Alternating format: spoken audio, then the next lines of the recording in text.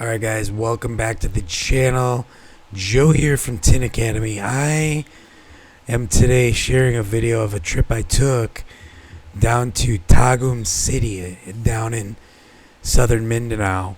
And this is something I'm going to be looking to do a little bit more frequently as I travel around the Philippines. What I'm doing is I'm actually looking for a place in the Philippines that I might want to open up a shop and a /tint school. So trying to determine what the best location for that might be here.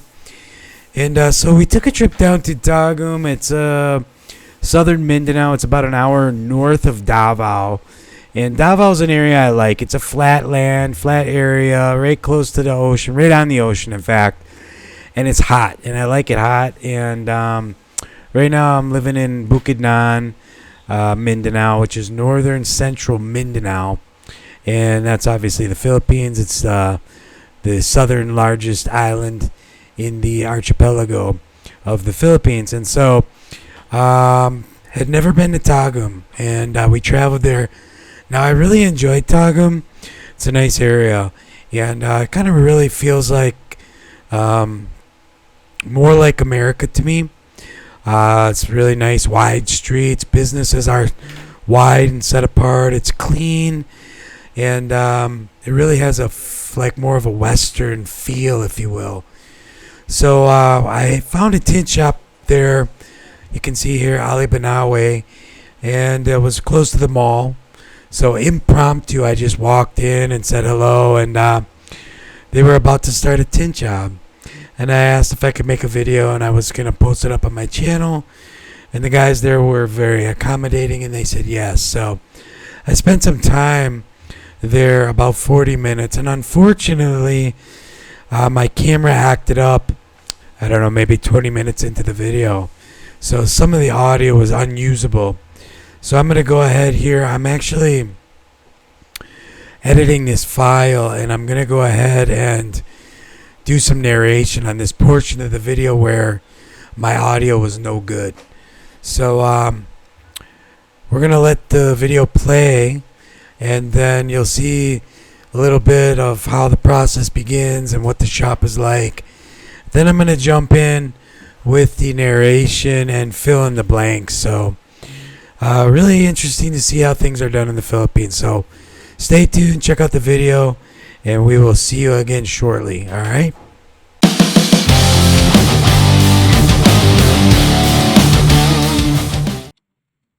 So we're here at Benawe, I believe it's called. And we're right close to Robinson Mall, and the mall is closed. So I decided to walk over here, and there's a couple of tin shops here, and the guys that are working, they said it's okay if I make a video. So we're just kind of here in the shop, and things are real different here in the Philippines. So you have a lot of accessories being sold, car grills, bumpers, rims, roof racks, tires are big, bumpers, all the common stuff you normally in America wouldn't see a tin shop offering this kind of stuff. And in America, the tin shop's kind of exclusive to just the tinting, but they have their stock here. On this job, they are putting on, I think, it's the regular tint series. Regular tint series. So there's a ceramic, a nano ceramic, and a regular, which I'm assuming is probably a carbon-based film. Kuya! Pila? Tanan. What? Pila tanan. Right? Yeah, for the whole car. 1.8. 1.8. 1,800. So basically for this is a little common vehicle here. This is a Japanese surplus vehicle. So what they do is they bring these in from Japan, and they actually come as a right-hand driver, and they'll switch everything and convert it to be a left-hand driver, because the right-hand driver is not allowed in the Philippines. So you have a basic rubber-mounted rubber gasket back window, and it looks like they took out the headrests. So they're gonna do the window in the car. There's going to be a lot of cleaning. You can see it's pretty dirty there. But so we were getting started, and let's just kind of look at the process here. So very common in the Philippines, soak the window down, and then he's using some kind of a hard card. I'm guessing he's scraping, looking for any kind of contamination, dust, dirt, anything that might be stuck to the window. And it looks like these cards are sharpened. I can see some sanding marks on the edge of it, but we got a little bit of a language barrier, so I can't ask too many questions. So he's scraping. Get it nice and wet, soap it up, and then use it looks to be like what we would call in America tint plow. I don't know if anyone uses those anymore. There's so many new tools now that are,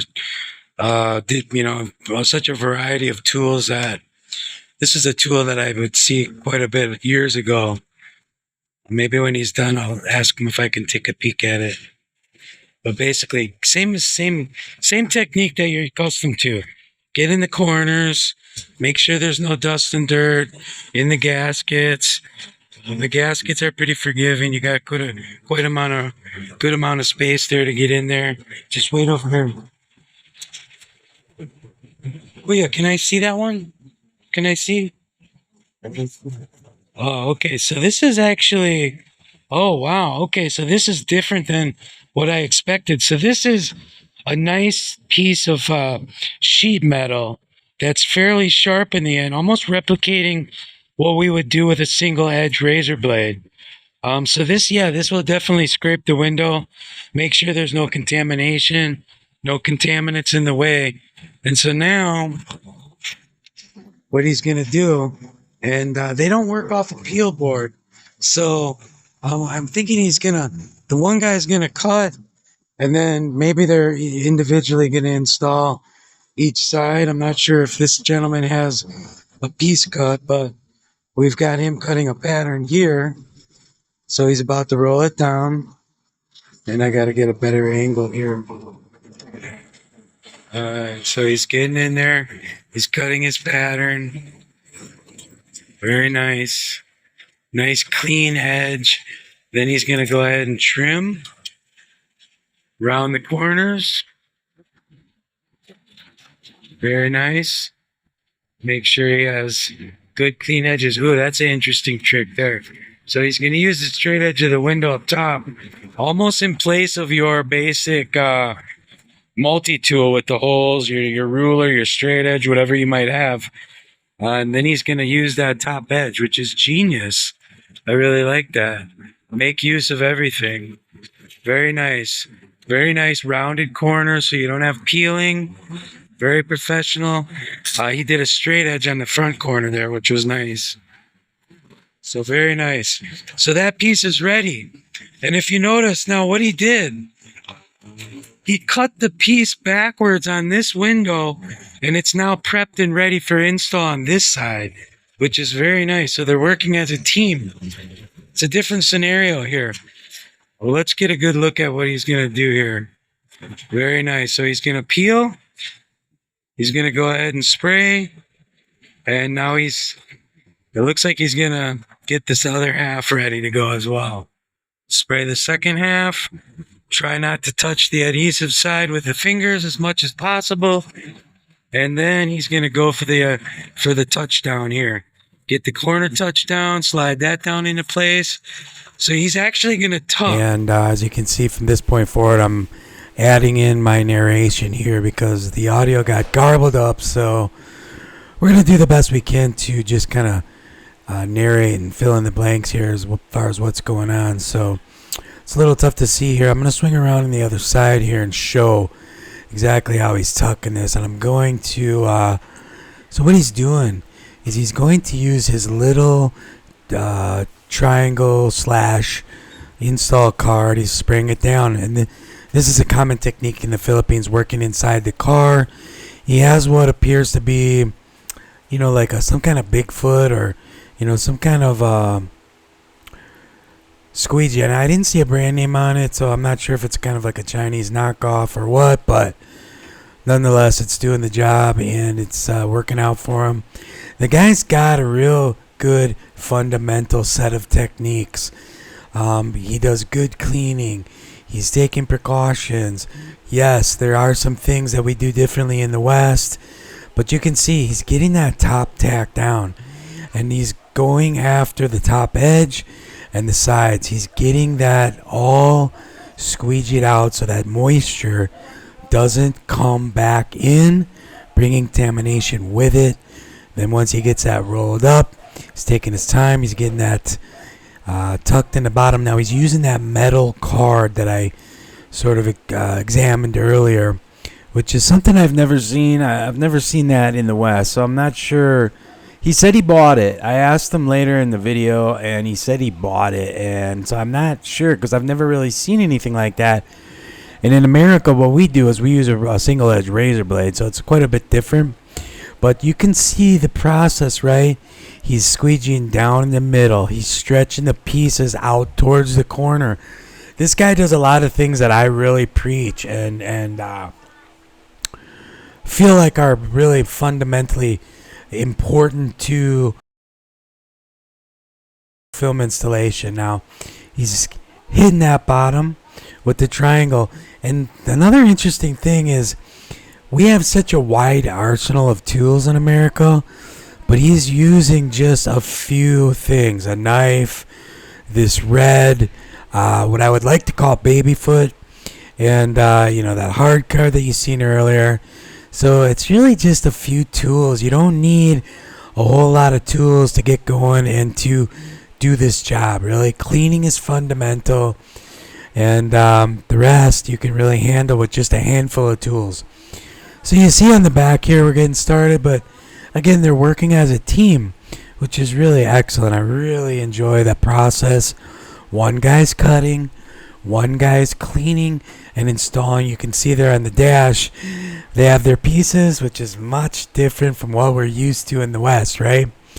We like to really get our pieces boarded up on the peel board and have it all set. And it's kind of, I know this is going to go against the grain of what a lot of people in the West typically do, but it's the Philippines, it's different. But I can tell you this firsthand.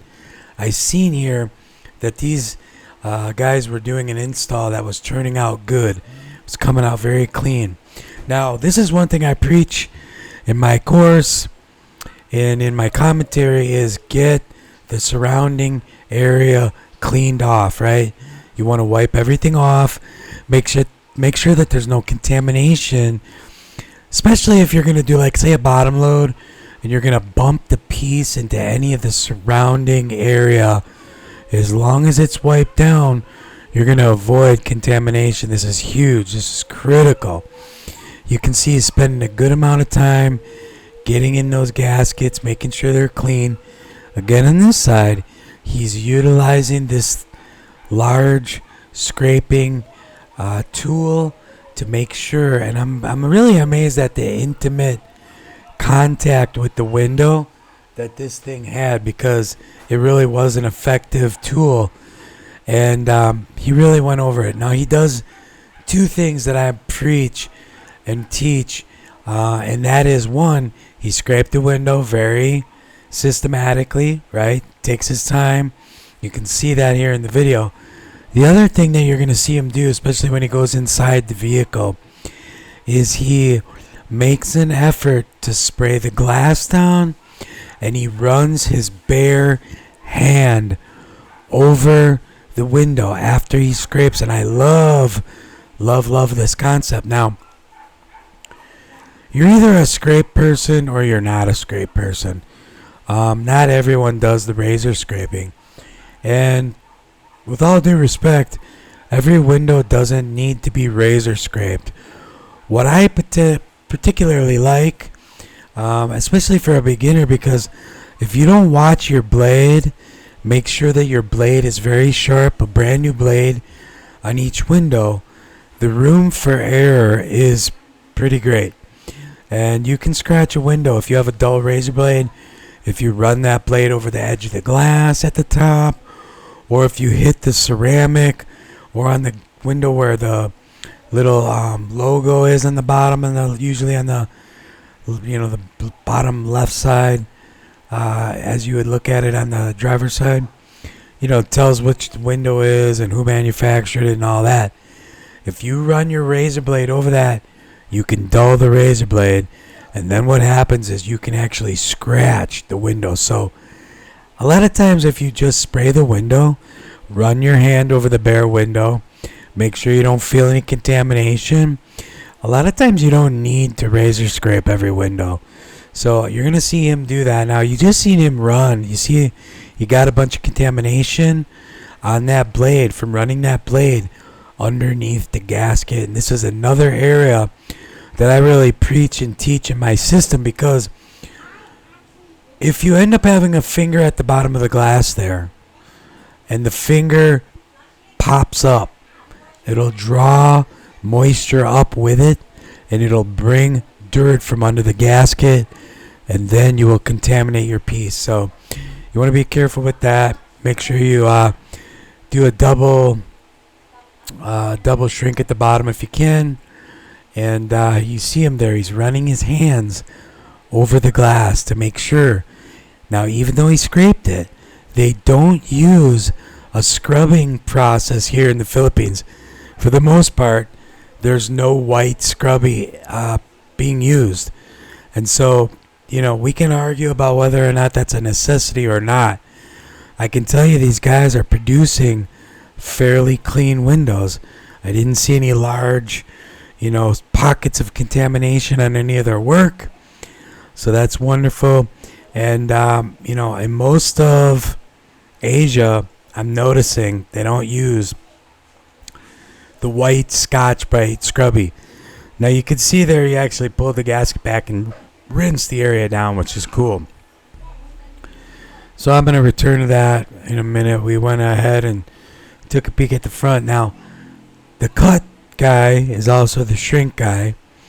Now, you're going to see him cut this piece, get it shrunk, get it prepared for installation. Now, unfortunately, my video of the actual installation process on the windshield was unusable, and I really feel bad about that. But you live and you learn. In the future here, we're going to make sure that our camera gear is proper and we don't lose out on that. We're going to do this quite a bit more. But you can see what he's doing there. He's, again, touching down that front corner up towards the front of the car, getting that tucked in. Then he's carefully, meticulously working that bottom edge down under the gasket. Very reminiscent of bottom loading, except he has the door panel in place, the sweep is in place, and he's just very carefully tucking that bottom edge. So that works. You can get the job done with that. Now, I do think that we could do more of a thorough shrinking job. The problem is that if you do a back window like this, it's not so much of a complete shrink. You can always wipe down and smooth out the film on the outside. It'll lay in place. But if you're doing a back window and you sort of don't do a full shrink where the film goes completely horizontal, and you happen to have a window where the defroster lines are thick, you will get peanuts. So that's the one thing, but that's only going to affect you in a rare predicament, right? All right, so the one thing I really liked in the process here is, the H pattern is being used. So when he laid out the film, he trimmed back just enough to keep it away from the rubber gasket, right? This is all key stuff, critical stuff, universal stuff that if you want to get a good, clean install, you're going to have to do this stuff, right? So he did utilize the H pattern. I do think the shrinking could be a little bit more, how should I say, a little more effort put into it to make sure that it's going to be the right shape. I think the other thing too is if you don't completely shrink the film on the outside, depending on how you squeegee it out, like I know that these guys are utilizing a good process to squeegee the film out and stretch it towards the corners, right? almost repeating what you see in the H pattern. But if you don't do that, you can get the film bunching up, and you'll have the film bunching up, and you just really don't want to deal with that, right? So we're back on the side here. He's got this other driver's window gone in and really taking his time. This is critical. Hitting the edges like that is very critical. You want to get that water away from there. Now, I definitely was impressed with the process on the back window. The guy's got some good fundamental techniques, right? Could he be doing things more like the West? I'm making these points here because I know people in the West are going to watch this and they're going to get very critical because that's how we are in the West. We really like to jump on top of each other and beat each other up, but the kid's got some good technique. He's been tin for 3 years. I know that they're not using the white scrubby, and that's an issue, but he does take his time to really get in this gasket and get clean. And one thing you're going to see here shortly after he finishes cleaning the inside is he makes sure that the outside of the glass is fully clean. And that's critical for installing, because if your outside is full of schmang and, overspray and whatnot, it's very easy to confuse what's on the outside and what's on the inside. Now, I've had it both ways. You assume something is on the outside, so you don't chase after it. Speaking of contamination, you don't peel the film back and try to clean underneath the film because you assume the contamination's on the outside, or vice versa. There's something on the outside and you think it's on the inside, and you peel the film back to try to clean under it, and then you actually do contaminate the film. So this is one area I was impressed. He's going out of his way to make sure both the inside and the outside were clean. And I can guarantee that window came out real nice, which is very impressive with such a window. That rubber gasket window is a very, very difficult, right? We don't even see this in the manufacturing very much anymore. Over here, it's a little more common. But even the newer vehicles, the Toyota Tamaraw, they're really, I think, getting away from that rubber gasket. A lot of times in the past in America and the West, we would take that window out and use a rope installation process to put it back in. So you would tin it out on your little, table or your frame or whatever you might have. So now you can see this kid's got some good technique, some good fundamentals. He's really taking his time. And I think he's 3 years, my goal for everybody is to be self-employed and make more money and have more time freedom. And I really think this kid's got a bright future for himself. Both of them doing good, working as a team. And now you can see he's going to go ahead and he's going to just touch around that edge. And I really like that technique. You can really feel a lot with the hand and make sure that you didn't miss any contamination on the glass. So that's what he's doing. Spray it down. And I would like to see him run the towel around and create a nice clean channel for himself, just like that. Somewhere to start your squeegee on, but he's wiping the squeegee down every pass of the blade, which is critical. You don't often see that here in Asia. But gonna go ahead and get the sides, dig in there and get the sides squeegee down. Run that blade along the bottom. Make sure your whole window is as clean as possible. Really take your time wiping the edge. And really was impressed with the kid. I wish I would have got his name. A little bit of a language barrier, like I said before. But you can see he's getting ready to get that piece in there. He's peeling. He's about to spray it down, and I skipped ahead and just kind of showed him. He went ahead, took his time, get that piece on there, Frankenstein style. I like the reverse roll. But, reverse roll, if you're going to work off the windshield, you got the other guy preparing the windshield. So it's a different thing, right? Working inside the car, no peel board, peeling back the cellophane, spraying the window down and getting it on the glass without contaminating it. hey, I challenge anybody from the West to give it a shot. I mean, it's tough. You got to practice that as well.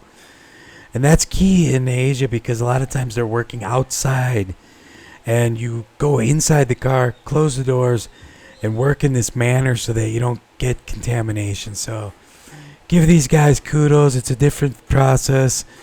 And, to be able to really go ahead and get a clean window is impressive. Now, he did leave just a slight gap all the way around, which I think on these windows is critical to getting a good clean install. You can always go back later, run a little bead of silicone around there if someone complains. 9 times out of 10, as long as the cut is clean and uniform, nobody really balks or complains. Kid made an effort. Get the water away from the top immediately. Get the water away from the sides immediately. And you want to do that because you know that's critical, right? If you don't do that, water's going to run back under the film. It's going to bring dirt from the gasket. It's going to contaminate your piece. And you're going to be starting again. You're going to be wasting film, time. Time is money. So get the film, dry it out at the top and on the sides.